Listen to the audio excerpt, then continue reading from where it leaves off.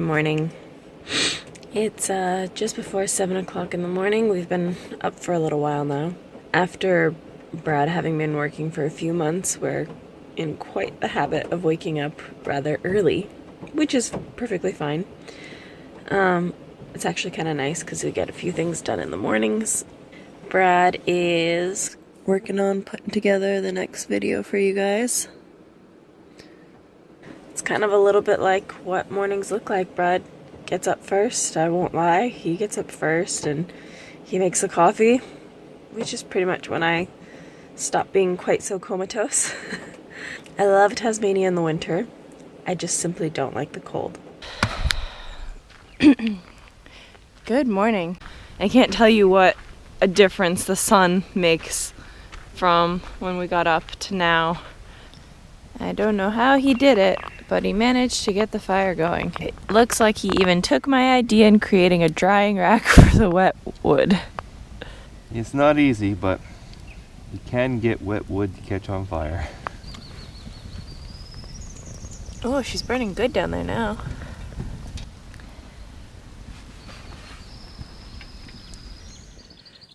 Brad put breakfast together using the bidgie over a fire, which I honestly am pretty impressed that he managed to get going. We're having bacon and eggs on fire toasted bread.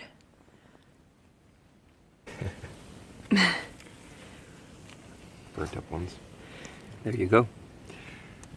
Bon appetit. It's quite another beautiful day. It was a cold night last night. We're still working on battling that condensation. I don't know what else we can do to try, but just to stay on top of it in the mornings. She really likes building up. We've already kind of wiped it down a little bit the first thing this morning, but it really likes to build up around here. And over here, actually, around the bed. You can kind of get an idea of it. I think when Brad looked at our thermostat this morning in the van, when he woke up, it was about 2 degrees. Everything around us got a pretty good layer of frost. Opening up the car door was actually kind of funny this morning because the handle just creaked with the cold. You can see our car's still holding a nice little shine to it.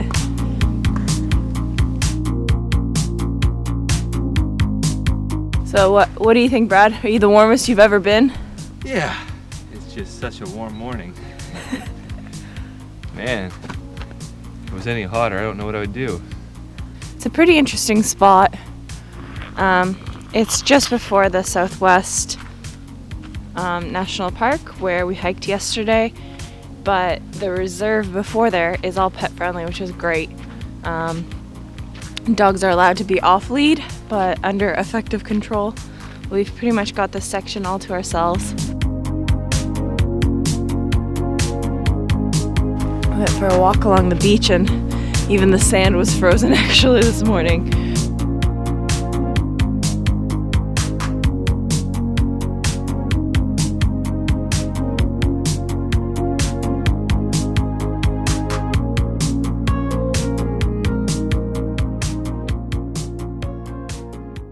Tasmanians have been teaching us that if there's a good thick frost, you're going to have a beautiful day ahead of you.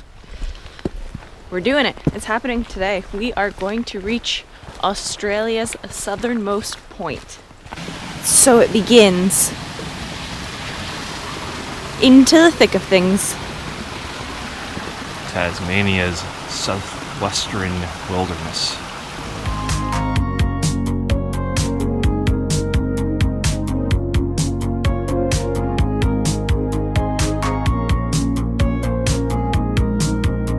That's a slick rock. Just kidding, I just don't want to get my feet wet. First challenge. Whew.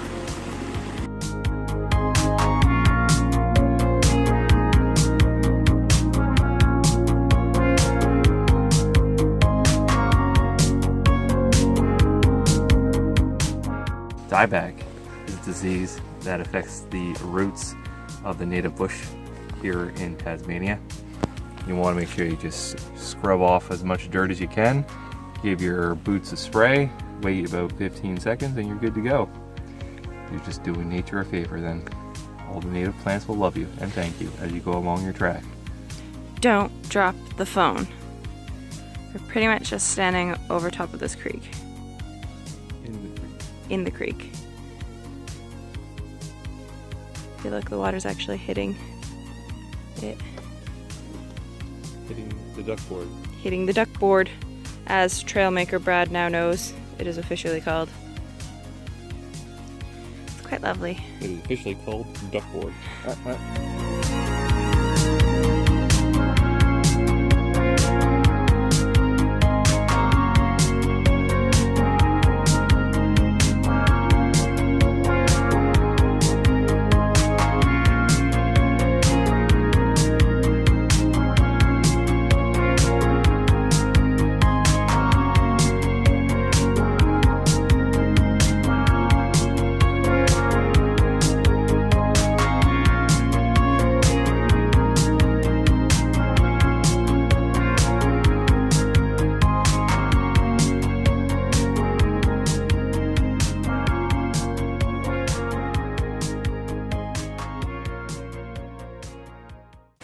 It's funny sometimes for me to see how enthusiastic Brad gets to film certain things, because it used to be me kind of making the push, but I think he's found his own joy in capturing moments with video and photography, which is kind of nice because now it's a shared passion.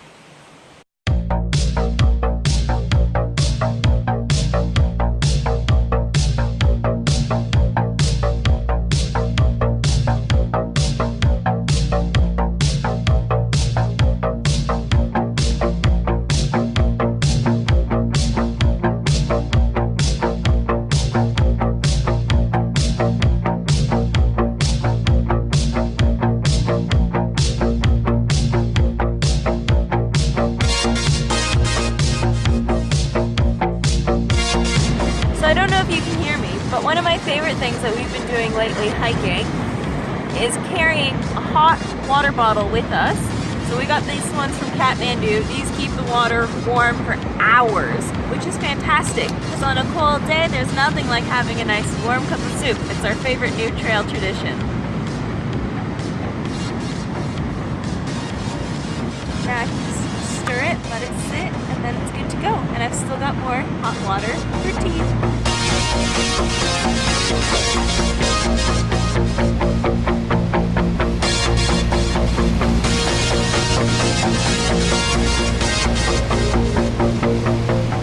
We made it all the way to South Cape Bay.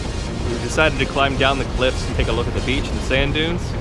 When we arrived here in the bay, we couldn't tell which cape was the longest or the furthest south. According to our eyes, the cape on my right looks a little bit further south than the cape on my left, but according to the map, the cape on the left is the furthest cape south.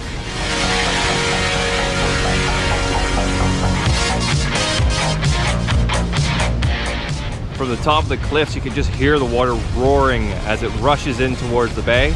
Down here, it's pretty quiet. It's strange. I have to stick my hand in the water to say that I've touched it. Oh my God, it's gonna get me!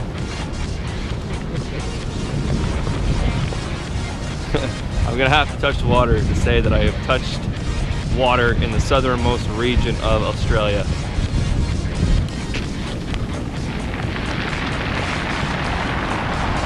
It's not as cold as I thought it would be. In an effort to keep the condensation down in the caravan, we are cooking up dinner on the fire instead. How's it going, Brad? Well, it's coming along. We managed to find some dry wood. It's amazing what you just walk around and explore some old campsites. People just weren't able to burn through all their wood. I split it up, got rid of some of the icky bits that aren't going to burn, and now we got a whole pile of fire. A whole pile of firewood. Yeah, it's amazing too because I'm pretty sure that most of these guys bought the wood from the guy down the road because it all looks pretty much the same. And then the size of the logs and stuff that they had. So she might look a little dodgy or a pile of firewood, but it's also one of the ways we save money by salvaging unused firewood from other campsites. Especially after a long weekend, you'd be surprised how much you could find. I remember when we were in the Gramps, like there was huge amounts of piles. I think we had a week's worth of firewood. I think so, yeah.